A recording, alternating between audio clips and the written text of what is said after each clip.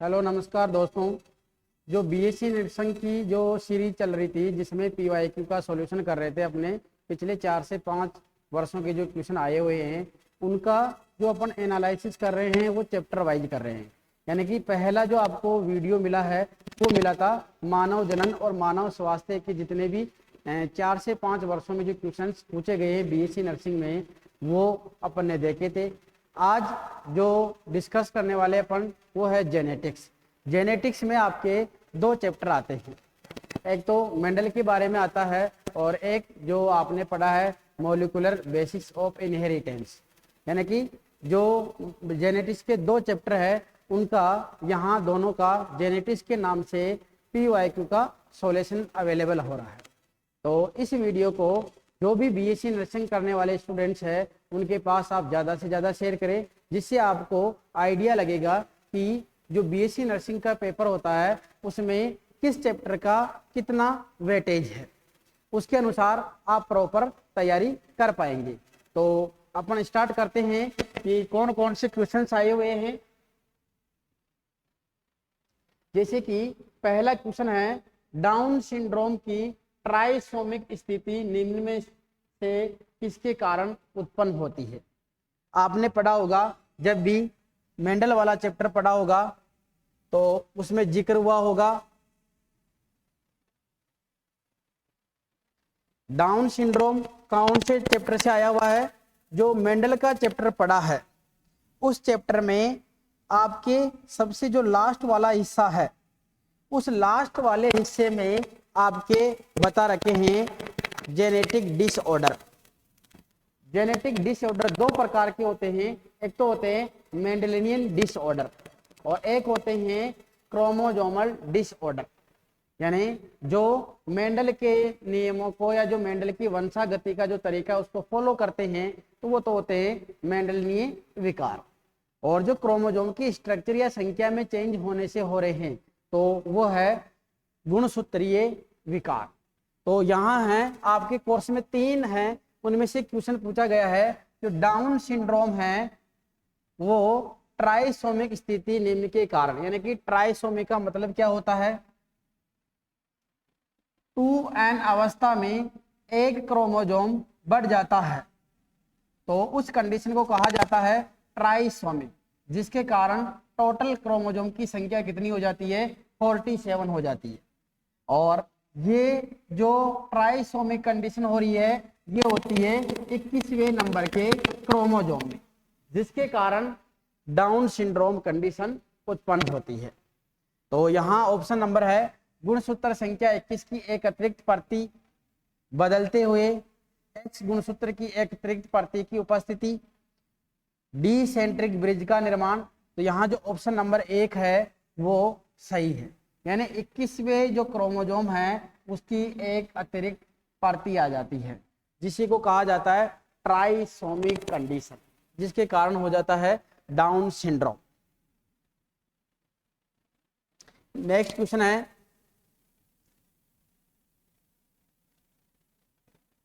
निम्नलिखित में से कौन सा मनुष्य में लिंग संलग्न से जुड़ा रोग है। यानी ऐसा कौन सा रोग है जो सेक्स लिंक्ड होता है, यानी जिसकी जीन कहाँ मिलेगी, लिंग क्रोमोसोम पर। तो कौन कौन से हैं, रतौंधी विटामिन ए की कमी से होता है, रंग दृष्टिहीनता यानी कलर ब्लाइंडनेस,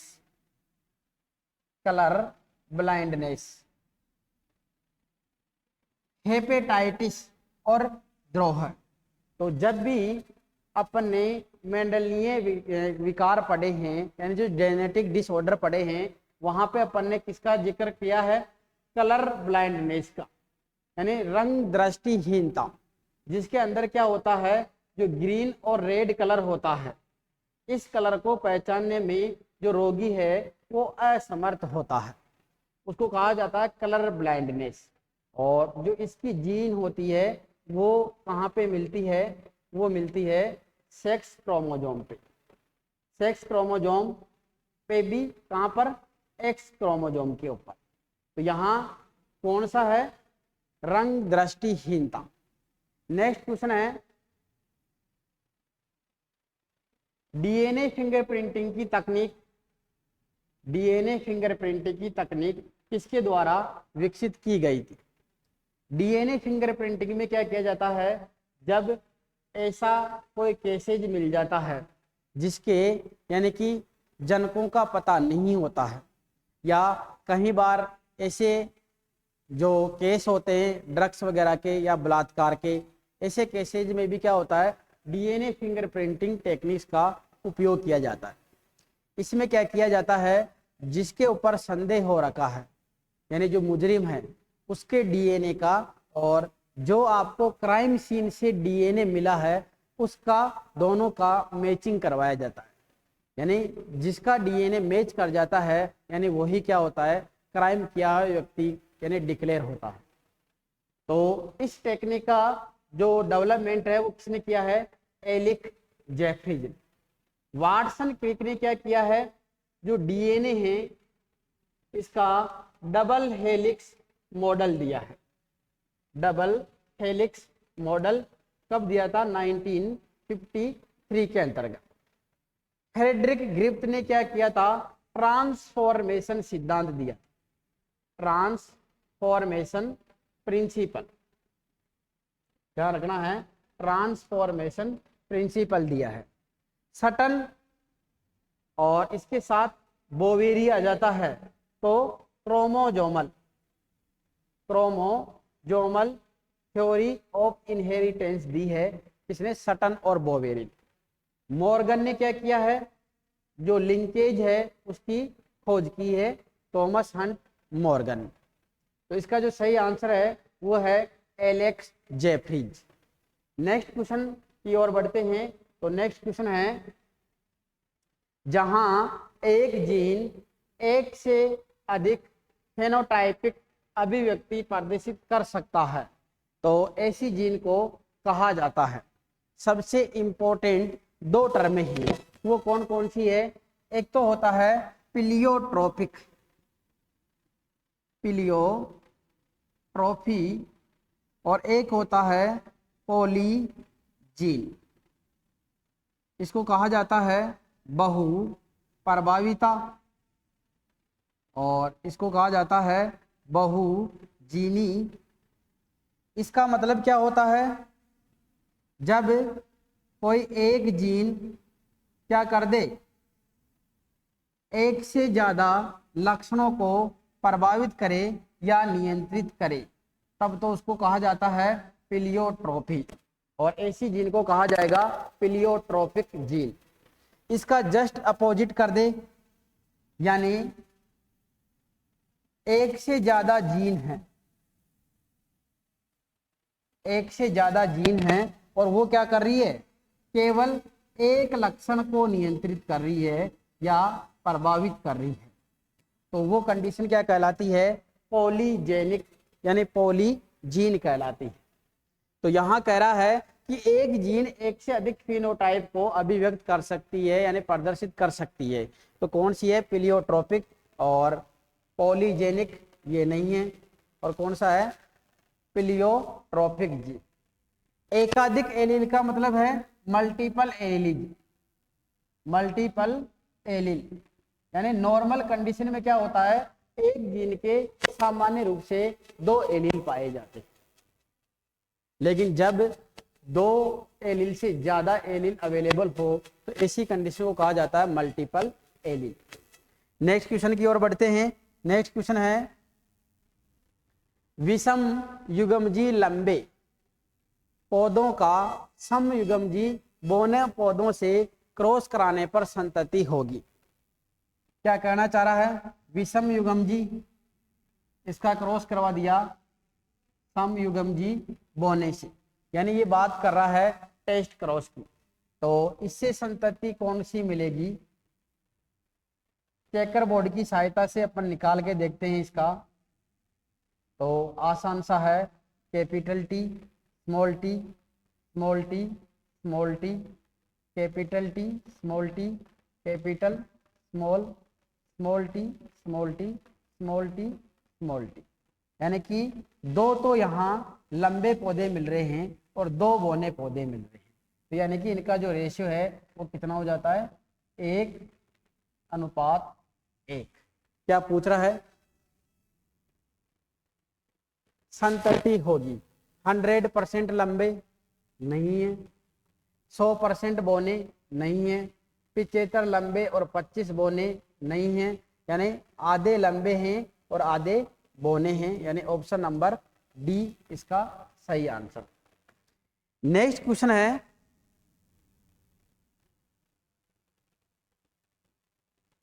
डीएनए निम्नलिखित में से किसका बना होता है।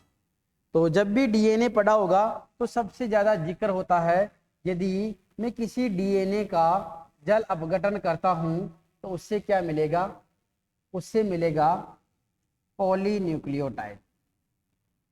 पॉलीन्यूक्लियोटाइड। और जब इसका अपघटन होगा तो मिलेगा न्यूक्लियोटाइड। न्यूक्लियोटाइड। इसका अपघटन होगा तो मिलेगा न्यूक्लियोसाइड। न्यूक्लियोसाइड। और साथ में ही फॉस्फेट। इसका जब अपघटन होगा तो मिलेगा नाइट्रोजन, सार और शर्करा। यानी कि जो डीएनए होता है उसमें ये 3 घटक होते हैं। जब तीनों जुड़ जाते हैं तब बनता है न्यूक्लियोटाइड। तो डीएनए किसका बना हुआ है, न्यूक्लियोटाइड का। तो न्यूक्लियोटाइड पहला ही ऑप्शन सही है। तो नेक्स्ट क्वेश्चन है, एसएनपीस का अर्थ है, एसएनपीस मतलब सिंगल न्यूक्लियोटाइड पॉलीमॉर्फी। पॉलीमॉर्फी उसको कह रहे हैं एसएनपीस। तो एकल न्यूक्लियोटाइड बहुरूपता, यानी पहला ही ऑप्शन सही है। नेक्स्ट क्वेश्चन है, यदि डीएनए के एक रज्जुक सारों का क्रम ATGC है तो पूरक रज्जुक सारकों का क्रम क्या होगा। यानी डीएनए के एक स्टैंड पे अपने को सारकों का क्रम दे रखा है, तो उसका जो कॉम्प्लीमेंट्री स्टैंड है, जो पूरक रज्जुक है, उसके ऊपर सीक्वेंस क्या होगी। तो हमेशा ए किसके साथ में जुड़ता है, टी के साथ। टी किसके साथ में बॉन्ड बनाता है, ए के साथ। जी सी के साथ में, सी जी के साथ में, ए टी के साथ में, टी ए के साथ में, जी सी के साथ में, सी जी के साथ में, ए टी के साथ। तो ऐसा कहाँ लिखा हुआ है, T A C G T A C G T, T A C G T A C G T. ये हो गया इसका सही आंसर। यदि ये पूछ लेता है कि आरएनए का अनुक्रम क्या होगा, तब अपने को विशेष ध्यान रखना है, आरएनए के अंतर्गत थाइमिन की जगह क्या पाया जाता है, यूरेसिल पाया जाता है। तो सीक्वेंस क्या हो जाती, U A C G U A C G U. तो इसका आंसर ये हो जाता यदि आरएनए की पूछता है तो इसका सही आंसर कौन सा है, option number B. Next question है, एक डीएनए स्ट्रैंड में न्यूक्लियोटाइड्स एक साथ जुड़े होते हैं। यानी कि एक जो स्ट्रैंड है उसमें न्यूक्लियोटाइड्स किस बॉन्ड की सहायता से जुड़े हुए होते हैं। तो जब भी आपने पढ़ा होगा तो एक ऐसा डायग्राम पढ़ा होगा,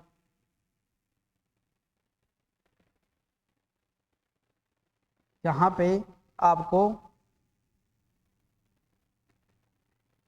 एक तरफ तो क्या जोड़ा हुआ होगा, नाइट्रोजन बेस, और दूसरी तरफ आपको यहाँ क्या मिला हुआ होगा, फॉस्फेट।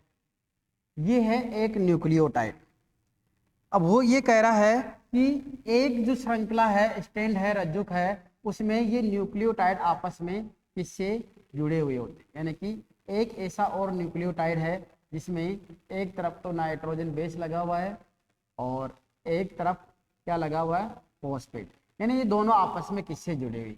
तो यहाँ ध्यान रखना आपको विशेष रूप से, इन दोनों के बीच में एक यहाँ पर बॉन्ड बनता है जिसका नाम है फॉस्फोडाइएस्टर बॉन्ड। पहला जो फॉस्फोएस्टर बॉन्ड बनता है वो कहाँ बनता है, इस न्यूक्लियोसाइड और फॉस्फेट के बीच में। वो दूसरी बार बन रहा है, यानी फॉस्फोडाइएस्टर बॉन्ड कह रहे हैं उसको। तो ऐसा कहाँ लिखा हुआ है, फॉस्फोडाइएस्टर बॉन्ड। हाइड्रोजन बॉन्ड के द्वारा कौन जुड़े हुए रहते हैं, नाइट्रोजन जो बेस होते हैं वो हाइड्रोजन बॉन्ड के द्वारा जुड़े हुए रहते हैं। ग्लाइकोसिडिक बॉन्ड के द्वारा कौन जुड़े हुए रहते हैं, जो शर्करा और नाइट्रोजन जो बेस होते हैं वो ग्लाइकोसिडिक बॉन्ड द्वारा जुड़े हुए रहते हैं। नेक्स्ट क्वेश्चन है, ट्राइसोमी त्रिसूत्रता द्वारा दर्शाया गया है। पहले क्वेश्चन में भी अपन ने क्या जिक्र किया था, ट्राइसोमी का मतलब क्या है, 2n+1। कहाँ लिखा हुआ है, 2n+1, 2n+1। यहाँ है 2n-1 है, तो इस कंडीशन को क्या कह रहे हैं, इस कंडीशन को कह रहे हैं मोनोसोमी, मोनोसोमी। 2n-2 है तो इस कंडीशन को कह रहे हैं नलीसोमी, और 2n+2 है तो इस कंडीशन को कह रहे हैं टेट्रासोमी। नेक्स्ट क्वेश्चन है, हिस्टोन प्रोटीन होती है। जब भी डीएनए की पैकेजिंग के बारे में सुना है तो यहाँ क्या होता है, हिस्टोन प्रोटीन से पैक्ड रहता है डीएनए। हिस्टोन प्रोटीन में क्या ध्यान रखना आपको, जो हिस्टोन प्रोटीन होती है ये टोटल 5 प्रकार की होती है, H1, H2A, H2B, H3, H4 और H5। इसमें आर्जिनिन और लाइसिन एमिनो अम्ल की भी अधिकता पाई जाती। इनमें से ये 4 है, ये मिलके इनके दो मॉलिक्यूल्स मिलके और एक ऑक्टामर का निर्माण करते हैं जिसको कहा जाता है हिस्टोन ऑक्टामर। और इस हिस्टोन ऑक्टामर के चारों तरफ क्या होता है, डीएनए लिपट जाता है और इसके ऊपर H1 जो प्रोटीन होती है ये क्लिप की तरह काम करती है। ये हिस्टोन प्रोटीन है, ये किस प्रवृत्ति की है, तो ये है क्षारीय और पॉजिटिव, यानी धन आवेशित, क्योंकि जो डीएनए होता है वो कैसा होता है, ऋण आवेशित, और उसी लिए उसके चारों तरफ ये लिपटती है। तो पहला ऑप्शन ऋण आवेशित नहीं है, क्षारीय और धनात्मक, यानी जो ऑप्शन नंबर बी है वो इसका सही आंसर। नेक्स्ट क्वेश्चन है, मेंडल द्वारा मटर के पौधों में विपरीत लक्षणों का अध्ययन किया गया, यानी कितने जो लक्षण है मेंडल ने वो लिए। तो मेंडल ने 7 लक्षणों का सिलेक्शन किया था, 7 जोड़ी लक्षणों का सिलेक्शन करके और उसने अपना जो रिसर्च वर्क है वो कंप्लीट किया है। नेक्स्ट क्वेश्चन, एंटीराइनम यानी जो श्वान पुष्प है में फूलों के रंग का वंशानुक्रम का एक उदाहरण है। यानी एंटीराइनम जो प्लांट है जिसको श्वान पुष्प भी कहा जाता है, जिसको ड्रैगन फ्लावर भी कहा जाता है, वो उसकी जो फूलों का रंग है वो किस प्रकार की वंशागति को दर्शाता है, तो वो दर्शाता है अपूर्ण प्रभाविता। अपूर्ण प्रभाविता क्या होती है, यानी जब इंटरमीडिएट इंटरमीडिएट लक्षण प्रकट होता है इसमें F1 जनरेशन में। जब दो पेरेंट्स का क्रॉसिंग करवाया जाता है तो F1 में एक इंटरमीडिएट कैरेक्टर डेवलप होता है। ऐसा किस कारण? जो डोमिनेंट पेरेंट्स है वो अपना डोमिनेंस कंप्लीट रूप से शो नहीं कर पाता है। तो नेक्स्ट क्वेश्चन है, दो विषम युग्मजीय लंबे मटर के पौधों के बीच एक क्रॉस में बोनी संतानों के उत्पादन की संभावना क्या है? क्या कहना चाह रहा है? दो विषम युग्मजीय लंबे, विषम युग्मजीय का मतलब capital T small T, cross करवा दिया कैपिटल टी स्मॉल टी। इसकी जो संतानें हैं वो देख लेते हैं कौन कौन सी संतानें बनेगी। Capital T small T, capital T small T, capital capital capital small, capital small, capital sorry small small. तो बोनी संतानों का परसेंट कितना है? लंबे लंबे लंबे, यानी 75% तो क्या हो गए? लंबे। और 25% क्या हो गए? बोने। क्या पूछ रहा? बोने का तो 25%। नेक्स्ट क्वेश्चन है,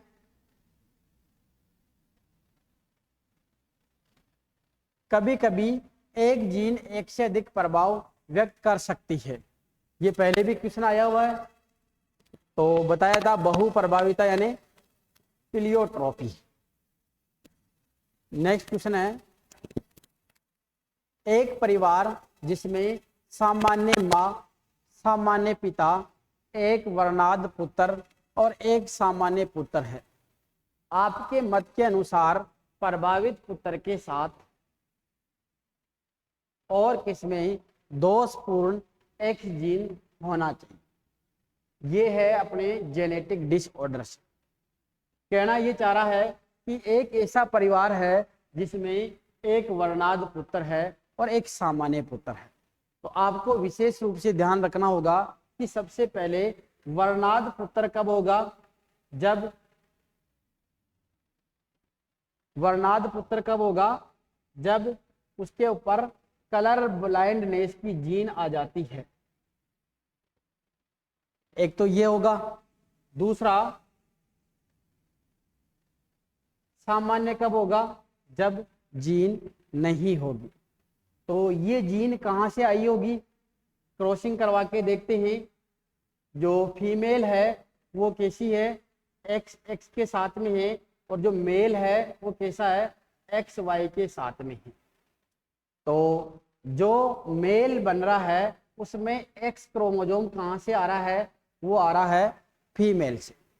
तो यानी कि अपन जब भी संततियां बनाते हैं तब इसका जिक्र करते हैं।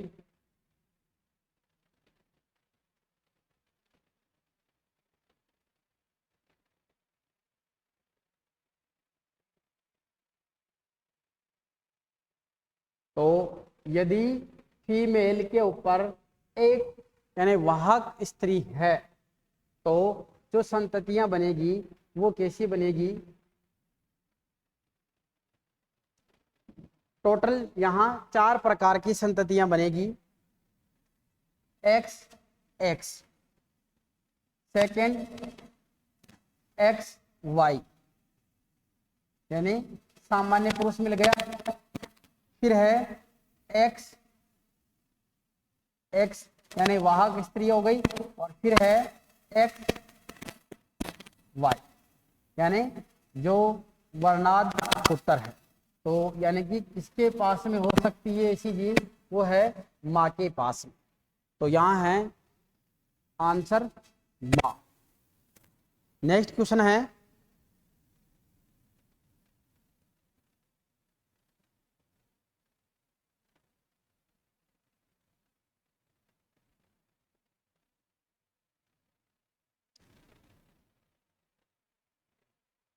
वर्णाद पिता से वर्णाद पुत्र होने की संभावना कितनी होगी। वर्णाद पिता का कहना क्या है, यानी उसके पास में एक्स के ऊपर क्या है, जीन लगी हुई। तो वर्णाद पुत्र यानी इससे जो पुत्र बनेगा उसमें वर्णाद होने की संभावना क्या है। तो दो प्रकार के पुत्र बनेंगे, एक्स वाई। तो यानी कि इसके अंदर जो एक्स क्रोमोसोम आएगा वो कहाँ से आएगा, फीमेल से। तो यानी कि फीमेल यदि वर्णाद नहीं है तब तक, यानी कि वर्णाद या वाहक नहीं होगी फीमेल, तब तक यानी पुत्र के वर्णाद होने की संभावना बिल्कुल नहीं होगी, यानी 0%। नेक्स्ट क्वेश्चन है, निम्नलिखित में से कौन सा रोध परकूट है। रोध परकूट का मतलब क्या है, स्टॉप कोडॉन। स्टॉप कोडॉन, तो स्टॉप कोडॉन और एक होते हैं स्टार्टर या इनिशिएशन कोडॉन। इनिशिएशन कोडॉन की संख्या होती है 8, जो है AUG। स्टॉप कोडॉन की संख्या होती है 3, UAA, UAG और UGA। क्या पूछ रहा है, कौन सा रोध परकूट है।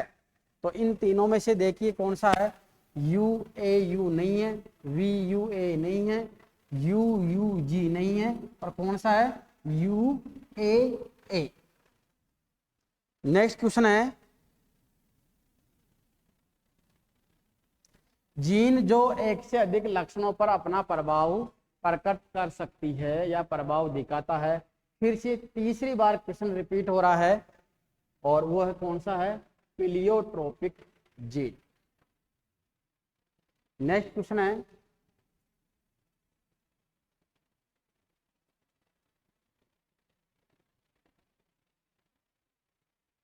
डाउन सिंड्रोम किस गुणसूत्र की त्रिगुणसूत्रता के कारण होता है।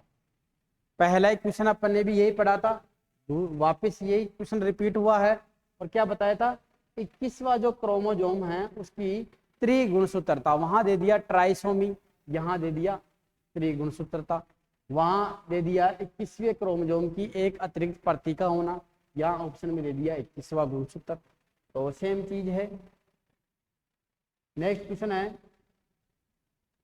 तो ये जेनेटिक्स से आए हुए पिछले 5 वर्षों के क्वेश्चन हैं जो RUHS BSc नर्सिंग में पूछे गए, जिनमें 2023, 2022, 2021, 2020 और 19 के जो क्वेश्चन है वो इन्वॉल्व किए गए हैं। प्रत्येक वर्ष इस जेनेटिक्स वाले जो चैप्टर है यहाँ से 4 से 5 क्वेश्चनों का आना जाना रहता है। तो यदि आप BSc नर्सिंग की तैयारी कर रहे हो या अभी मानस बना रहे हो तो आपके लिए एक अच्छा सुनहरा मौका है। और जो अच्छी तैयारी करना चाहते हैं, अपनी तैयारी का एनालिसिस करके और अच्छे नंबर लाना चाहता है, तो वो इन वीडियो को जरूर देखिए, जिसमें आपको चैप्टर वाइज PYQ का सॉल्यूशन मिलेगा। और ये जो वीडियो है इनको आप अपने दोस्तों के साथ अधिक से अधिक शेयर कीजिए, जिससे कि वो भी घर बैठे इनका आंसर देख सके, क्या क्वेश्चन पूछे गए हैं, तो अपनी जो तैयारी है उसको एक रणनीति के साथ में तैयार कर सके। धन्यवाद।